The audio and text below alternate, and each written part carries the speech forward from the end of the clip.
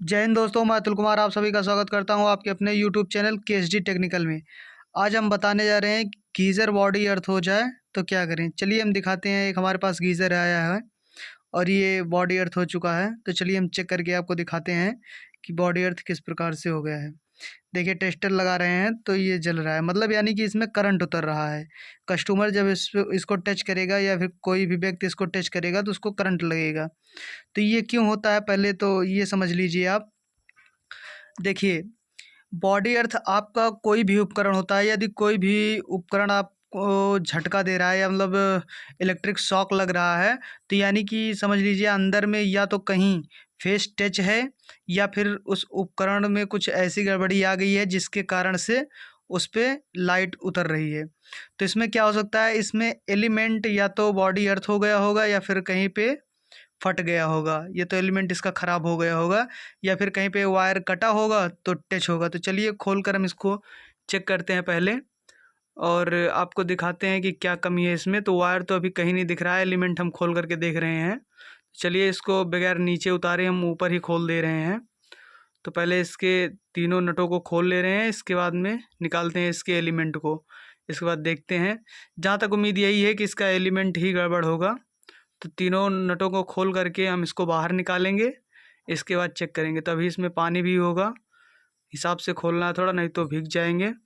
तो चलिए अभी इसको पेचकस के माध्यम से हल्का हल्का निकालते हैं, क्योंकि इसमें अभी पानी है तो बहुत ही ध्यान से निकालना है।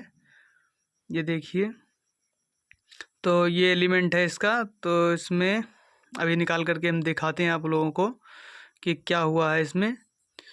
तो पानी पहले खाली हो जाए वरना भीग जाएंगे। तो चलिए अभी हम आपको दिखाते हैं, पानी निकल जाए सारा इसका। बॉडी अर्थ कभी भी आप देखेंगे, आपका जो फ़ैन होता है, सीलिंग फ़ैन या जो होता है फराटा फ़ैन, आपको झटका लगने लगता है छूने पे, तो वो भी बॉडी अर्थ हो जाता है। उसमें कहीं ना कहीं या तो फिर बाइंडिंग शॉर्ट हो जाती है या फिर आपका कहीं पे तार जो है कट जाता है, जो उसके मतलब लोहे के उपकरण जो बॉडी होती है उससे टच हो जाता है। तो चलिए अभी हम इसको देखते हैं। इसका पानी अभी गिर रहा है, देखिए इसमें पानी भरा हुआ है। तो अभी ये देखिए इसका क्या हालत है। ये मतलब फट चुका है पूरा एलिमेंट, ये ख़राब हो चुका है, इसलिए ये करंट मार रहा था। जो अंदर में पानी था, पानी के माध्यम से पूरी बॉडी पर ये करंट आ रहा था।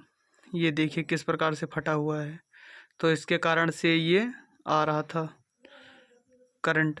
तो चलिए अभी हम इसको दूसरा लगाते हैं, चेंज करते हैं, नया वाला दिखाते हैं आपको कि किस प्रकार से है। पानी देखिए अभी गिर रहा है इसमें।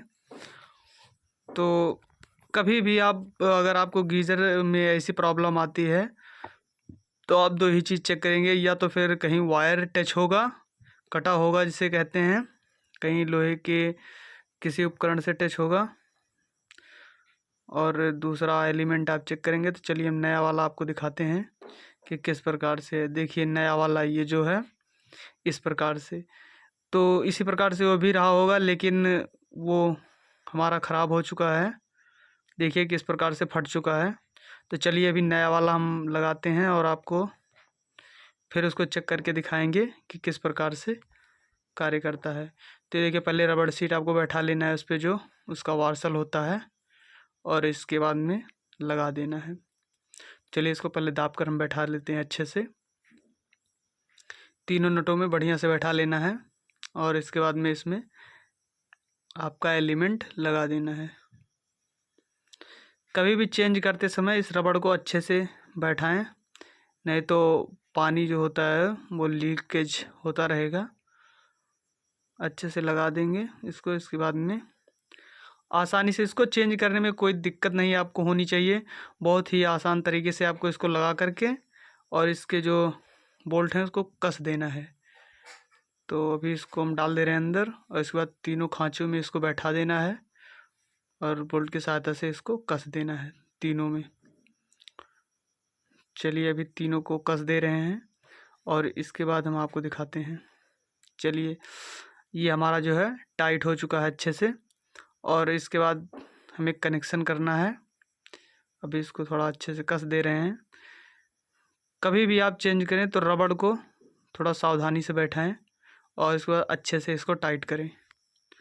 2 चीज़ ये आपको ध्यान में रखना है। और ये हमारा हो गया इनलेट, दूसरा हो गया आउटलेट। पानी ऑन कर दे रहे हैं अंदर में आपका गीज़र, जिससे गीज़र में पानी चला जाए। तो कनेक्शन आपको सेम उसी प्रकार रहने देना है। यदि आपको कनेक्शन नहीं पता है तो आप जाकर के देख सकते हैं, गीज़र के प्लेलिस्ट में हमारे है, तो बेहद आसान होता है इसका कनेक्शन।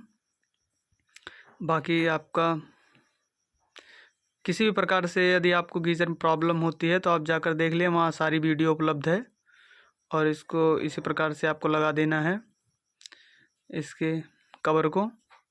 ये एक पावर वाला इंडिकेटर है और दूसरा आपका हीटिंग का। तो पावर जैसे लगाएंगे आप तैसे चल जाएगा, और हीटिंग जब वो गर्म करेगा तब हीटिंग का। इसमें 2 आपका, एक आउटकट होता है, एक थर्मोस्टेट होता है। तो चलिए अभी हम इसको सॉकेट में लगा करके दिखाएंगे। पहले पानी इसमें डाल देते हैं, क्योंकि खाली गीज़र आप कभी भी मत चलाइएगा वरना फट जाएगा, जिससे काफ़ी नुकसान हो सकता है, जान का भी खतरा हो सकता है। तो पहले अच्छे से गीज़र को भर दें पूरे पानी से, इसके बाद इसको ऑन कर दें। ऑन करके अभी हम आपको दिखा रहे हैं। अभी देख लीजिए पानी गिर रहा था, तो अभी हम आपको दिखा रहे हैं दोबारा। ये देखिए पानी गिर रहा है, मतलब यानी कि हमारा जो है गीज़र में पानी जा चुका है अच्छे से। थोड़ा और पानी गिर जाए, इसके बाद हम आपको दिखाते हैं ऑन करके कि किस प्रकार से ये कार्य करता है। तो पानी जो है पर्याप्त मात्रा में आ चुका है। अभी हम आपको दिखाते हैं ऑन करके, सॉकेट में लगा करके इसमें पावर देंगे और फिर से हम बॉडी अर्थ चेक करेंगे। तो आपको दिखाएंगे कि क्या हमारा सही हुआ है या नहीं। तो जैसा कि आप देख रहे हैं, कभी भी ध्यान रखें गीज़र को पूरी तरह से पानी से भर दें, इसके बाद ही चलाएं। तो चलिए ऑन करते हैं, इसके बाद दिखाते हैं आपको।